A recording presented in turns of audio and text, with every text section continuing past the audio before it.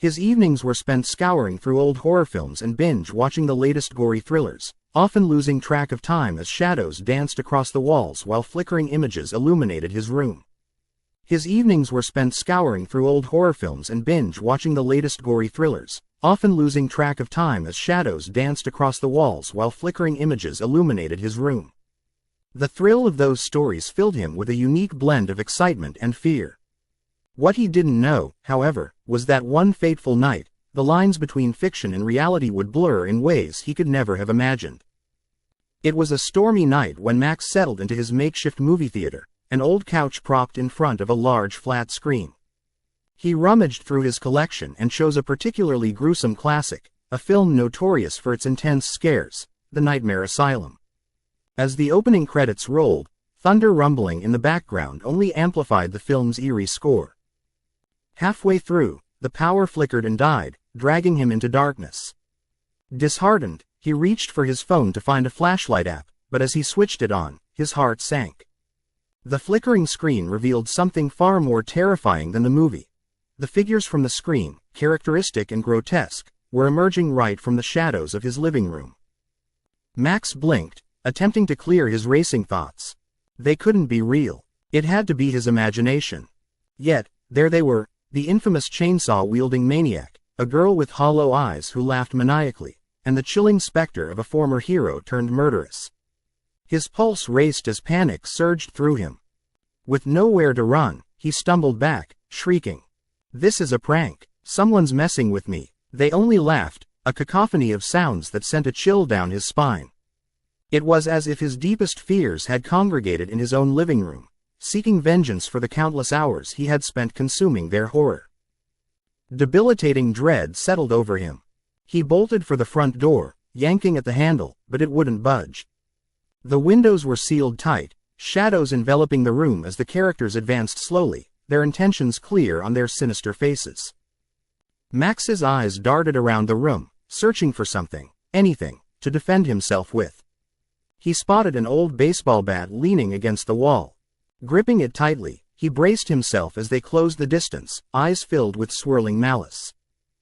The chainsaw man lunged first, revving his weapon, laughter echoing in the dim light of the dying storm.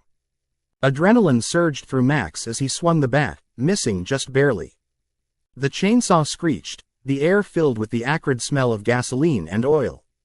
It gnashed teeth at him, relentless, its victim just a swing away. Max ducked, narrowly avoiding a sickening blow. He rushed towards the living room and slammed through the kitchen, grabbing a kitchen knife. It felt flimsy against the terror he faced, but it was all he had.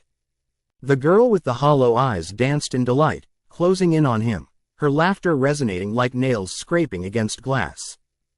"Let's play a game," she taunted, twirling her finger, beckoning for him to join her nightmarish party. Willing himself to breathe, Max looked for an escape.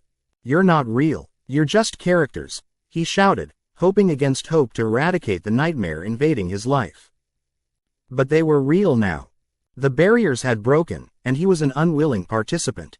Max steeled himself, brandishing the knife as the specter lunged for him, nearly colliding with the walls before he thrust forward. An explosion of color and light enveloped him as he found himself in a different dimension, a gruesome theater of horrors. There was no audience and, ironically, not a single character from the movie was in sight. Instead, the real perpetrators of dread surrounded him, individuals he had never encountered but felt deeply familiar.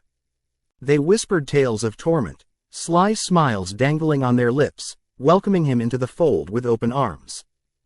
Max dropped to his knees, dread clinging to him like a wet blanket. "What do you want from me?" The shadows shifted. "You wanted us real, didn't you?" A voice slithered through the air. "You wanted the fear to be more than just flickers of light on a screen." Quote, suddenly, a blinding flash illuminated the room, pulling Max back to the confines of his living room, where the movie continued to play on repeat. He grasped his chest, panting for air as he realized the truth. He wasn't just a viewer anymore, he had become a part of their relentless game. With dread tightening around him, Max turned to see figures forming more and more, each one a character from the world of horror that had once thrilled him.